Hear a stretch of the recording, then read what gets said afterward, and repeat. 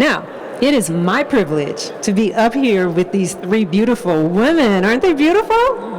Yes, and intelligent as well. So my first question, and I'll ask this to each one of you, is take us back to when you first decided you wanted to become a pilot. When did that happen? How old were you? And give us some more background as far as what led you to that. Okay?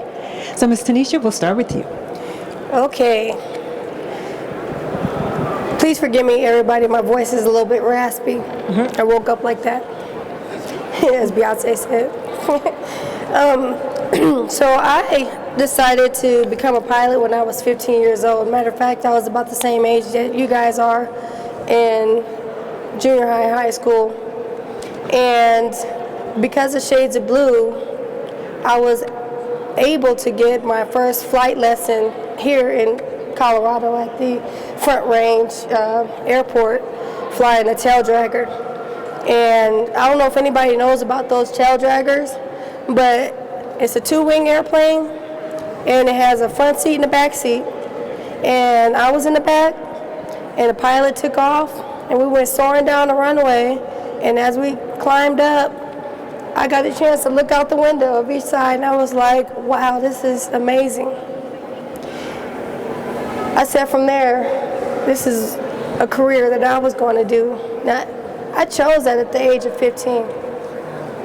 So going back, I lived in Southern California, and Shades of Blue brought me here to Colorado so I could do this event. So I went back to Southern California to finish up high school, where I got all A's. I graduated with honors and then went to college. I went to Mount San Antonio College, where I studied commercial aviation, and then decided from there that flight lessons was a little bit challenging for me, or the price was. So I decided I wanted to go into the military to help sponsor my flight career. So that's what I did. I went in, enlisted for 5 years, and I was awarded the opportunity to use the Montgomery GI Bill, who sponsored my flights. So after serving my country for 5 years, then I was able to get out and retrain and start my pilot lessons all over again. So I went from ground zero all the way up to flight instructor, where I taught at Central Texas College for a couple years until I was able to get enough hours to become a regional airline pilot. And that was the most rewarding thing I have ever had, was just to get there. You know, all the sacrifice, all the hard work, all the time that I put through to get there, I finally made it. So after being at the regional airline for 4.5 years due to the global pandemic, my airline went out of business. It's like, oh man, now what am I going to do?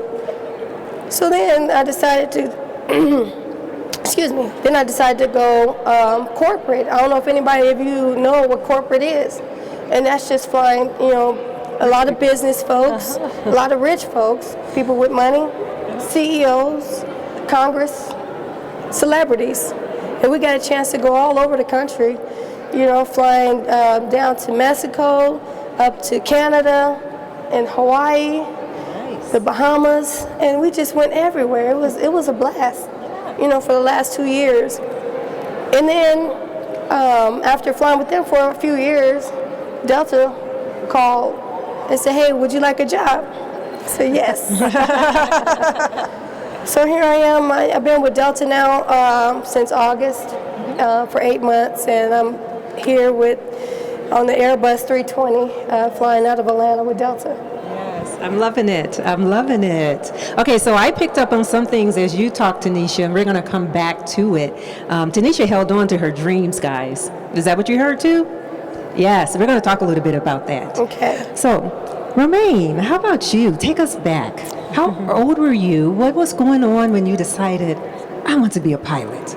So I had a much more roundabout journey to getting in this position than Tanisha did. So I saw Top Gun. I didn't even really think that flying was a job that you could do. I was in high school, 15, 16 years old, and I thought, wow, that's really cool. At that time, it was the late 80s, and I had a much different experience. I didn't know anybody who flew. I talked to military recruiters, and I got a very negative reaction back for being female. I went through a variety of different conversations with family friends who, again, they didn't know anything about aviation, so they weren't particularly encouraging at that point. Even to the point of my mother saying, honey, I don't think women can be pilots. So that was what I was hearing at a young age. I went to visit an aunt when I was 17, or I was about to turn 17, and she bought me a flight lesson for my 17th birthday. And I thought, oh, this is how you do this. And my mother promptly shut that all down because she was really afraid that that was too dangerous. So I had to spend a year saving money. So I saved Baskin-Robbins, ice cream scooping money, and babysitting money, so that when I turned 18, I could start buying my own flight lessons. And that's how my journey started. I went to college for something that was not related to aviation because I really didn't see it as a viable career path at that point from what I was seeing. It was just fun. And I wound up doing a lot of other things when I got out of college. I took a bucket list journey through my 20s, and I traveled around the world. And while I was working at a research station in Antarctica, I was working on a helicopter crew, and I met some pilots that were flying for a living, but they were also doing the Air Force Reserves. And they were the ones who really took me back and encouraged me to start looking at flying again. I was in my late 20s by that point. I thought, I'm way too old, which is crazy, but that's what I thought. And that was my journey. I spent a year researching. I found out that there was an organization called Women in Aviation, and I found great mentors along the way. And I spent a year saving money, and then I went to flight school, and the rest was history as far as how that path went. I flight instructed for a year. I went up to Alaska and I flew for 2.5 years, the Aleutian Peninsula in turboprops. I got hired on with a regional airline like Tanisha did. There was a lot of ups and downs in the global economy at that point. So for me, that was a longer stint at the regional airlines, but I love being in airplanes. It was a great journey for me. And when United called me 9 years ago, I was super excited to make that jump over to United. So that's my journey. So yes, you can clap. Romaine, so as you made your moves into becoming a pilot, and then as you were a pilot, did your mom then say, that's my baby? Yes. She didn't fly with me until I was at United, though. I just wanted to make sure. Well, Melissa, take us back. When you stepped into, this is what I want to do, I want to become a pilot. Tell us about that. So my path was completely different. I went to college at the University of Southern California, no idea what being a pilot was all about, but I did accept an Air Force ROTC scholarship because, free money. And so I thought, might as well get my education for free. And while I was in that ROTC program, I met a lot of students at USC that wanted to be pilots. So they kind of convinced me that was a really cool career field. I still wasn't convinced till I took an orientation ride, and I realized that it looked like the easiest job in the world that pays you a lot of money. So I decided to be a pilot, and I went into the Air Force active duty for about 8 years. I was the first black woman to be an instructor pilot in the Air Force, and thank you. Yes, class. That just means I'm old. That doesn't mean anything really. And then after the Air Force, I was lucky. When you go into the Air Force, you have a much quicker path to the major airline, so I never had to fly regional.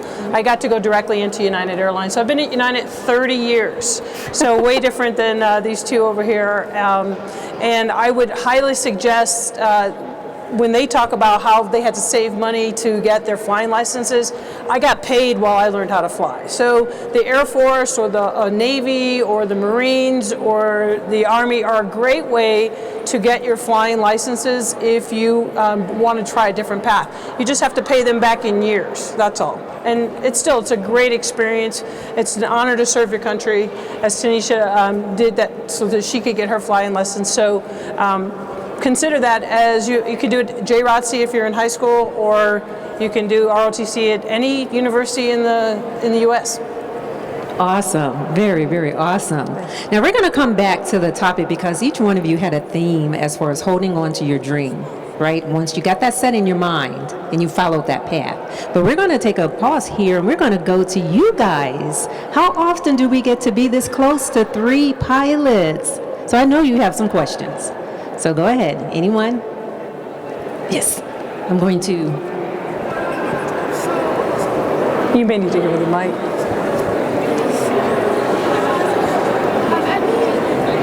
Did anyone start by like doing a different career, like doing a different, not pilot career field, but like something in aviation that wasn't a pilot at first? Like, I don't know, air traffic control? That Very is awesome a very good question. Like Melissa and I, we just went military. So that was what our goals was before we went into becoming commercial pilots. But I do have stories of other pilots that's in the cockpit with us that have been, like your Captain Willie Daniels that spoke earlier.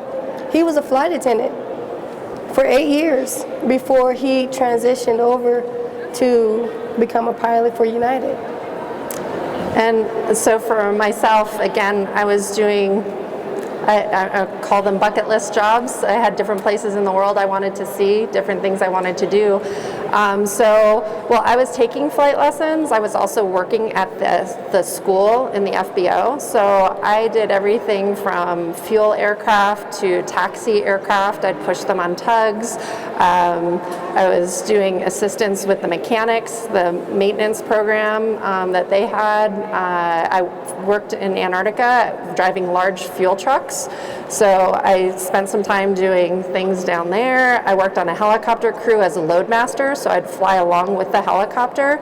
The pilots at that point knew that I was going back to school to be a pilot, so they would really kind of take me under their wing and encourage me on how to read some of the charts, on reading weather, doing different things along those lines. So I did a lot of other jobs around aviation. Again, mostly because I liked being around aircraft. What I would say to you is you start doing one thing, and if you don't like it or if you see something else you want to do, try it. Yeah. And my mom didn't become a doctor till she was 30 years old. So you're never too old to start a new career field. So find something you like and try it. And if it's not what you like, try something else. But keep going till you find something you're passionate about, and then you never have to work, because every day you go to work, it's like having fun. Yes. Like our job. Our job's super fun. It is. Yes. It really is. And knowing your passion, right, is so Absolutely. important. So important. Another question? She's one of our pilots at MSU. Yeah. Hi. Hi. Hello. It's so exciting. I never see like women pilots ever. So I used to work at United and I used to be like, where are the girls? Here we are. Here we are. So I'm in flight training now and I have my privates and I'm working on my instrument. And whenever I go to these networking events, I always get asked, who do you want to fly for? And I never have an answer, and I'm wondering like how important it is to already have like your target set on something, or is that important? Well, that's a very good question, because you could have your target set on one thing and then life will veer you the other way. As long as you have an idea of what company does, then and just keep your mind focused, get your hours, and just go for it. Because one of these days, the company that you're looking for may not be there. So then what? You know, then you got to veer and go to another company. So have a list of different companies, and then you could prioritize who's your first, and then go down the list. And always stay with your first. Keep pushing for your first, but then always have a backup.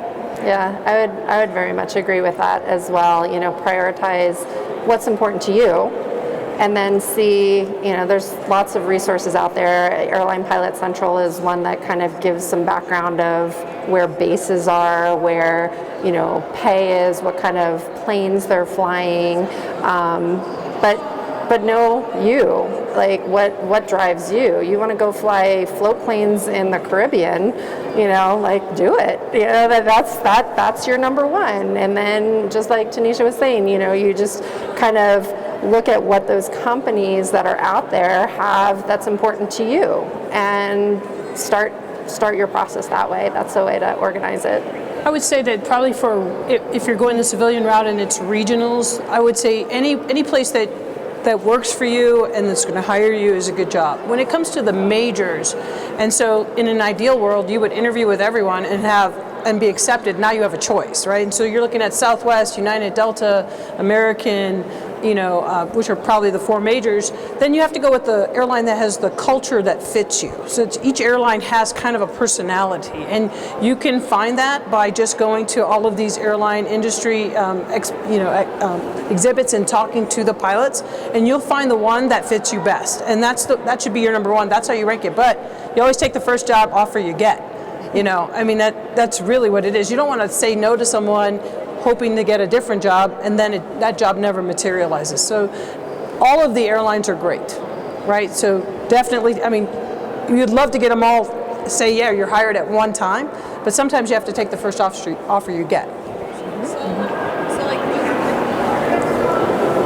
So with that, because I know it's all based on seniority, like, and you say yes to one, is it not a good idea to go to another? Like, how does that transfer over? Like, are you starting at the ground zero again? Like when you do, you start over, but you know, there's nothing wrong with that. So we get pilots from Southwest. I stole a pilot from Delta last year because I'm a recruiter. Yeah, we got some from United. Yeah, exactly, right? So it goes back and forth. So really, it becomes, you know, if you're at one airline and you want to go to a different one for a reason that's very personal to you, that's okay, but you do start over. So you get that seniority number that's at the very bottom. But the way the airline industry is moving right now, it does not matter, because it's moving so fast, your seniority is going to increase by leaps and bounds. So that should not stop you if, let's say you're at a carrier and you're like, I like this carrier, but I really want to live in this part of the world and they don't have a base. Like if you want to live in Guam, there's only one airline that has a base in Guam,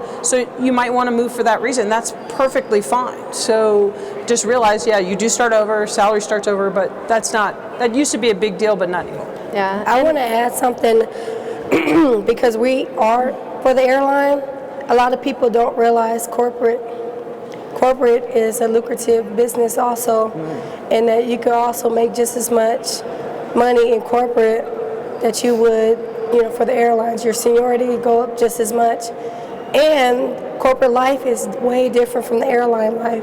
A lot of people love corporate. A lot of people love the airlines. I have done both. So why did you leave corporate and go to the airlines? Oh, man. See, we got to find out the real answer. No, that's good. You said it was a great life. I want to know. If I could put the schedule of corporate and everything that they had for corporate into the airlines and mix them together, I would go there. I can't really say why I came to the airlines. Well, I can, but I'm not going to say it. So, and I'd like to add one more thing to both of these is you need to know you. Yes. And what's true to you. And I think that's a big element of it too. So when you see somebody who takes that first job because they need to get their foot in the door to whatever that next step is, if that's not fitting what the goals are for you, and that's not fitting like you being genuinely finding a way to be happy in what you're doing, then really start working on making that transition to somewhere else. You know, I think that's an important part, that people spend way too long not knowing who they are and what's important to them and giving value to that. Know your Yeah. options Yes. and work your options, right? Right. So for anyone who's here who I came to the symposium, I saw some fantastic people talking about becoming a pilot. I'm not so sure how to even get started. What would be the first step you'd recommend for them? Discovery flight. Go fly a plane. Young Eagles is a great option to go and check out a flight, no charge. It's an awesome organization, but every airport has a small school that's there that's willing to do a discovery flight. Yeah. Even being part of this organization, Shades of Blue, where they expose a lot of kids to flying for free. You know, they just give it to them for the summer camps. So exposure, just go. You know, Go and do it. Just go and Yes. do it. Just discovery flight. Yes, that's good. That's good. Okay, we want to talk education because the other step too is the education that's required. So talk a little bit about the training, the process of training, the steps of training, the recurring training requirements as well. Fill us in on that so we walk away from here and we know. Let's start first with bachelor's level, right? In your school. So I'll hop in right now. Right now, United does not require a four-year degree. So that has been a recent change that has been in our hiring requirements. So I would highly encourage anybody along the way to have a four-year degree, a minimum of an associate's degree. There's lots to fall back on. We are required to get medicals every year, twice a year for some of us. Talk about the old people. But you know, this is a medically dependent job. You have to have that element. So having the education behind it is a really encouraged part. And if you're just starting out flying, you've never flown in your life, United Airlines has started their own Aviate Academy, which I believe our leader is going to be speaking about later today. But the bottom line is that you interview and they will take you from literally never having flown an airplane all the way up to having all your ratings within, I think, 1 year. So there are many aviation schools out there, and there are many scholarships and grants available to help you get through all of that training. So just Google flight training and you will be amazed at what's out there. Very good, very good. So I want to take us into the topic of following your dreams, because I told you I would come back. They each really have stated or talked about an alignment to that, the importance of following your dreams. And we also are going to talk about being the only one, right? We as women in leadership, we are in that position several times. So let's first start off with the importance of following your dreams. Tell us how important it is, and did you have any challenges as you were trying to hold on to that dream as well in your pilothood directions?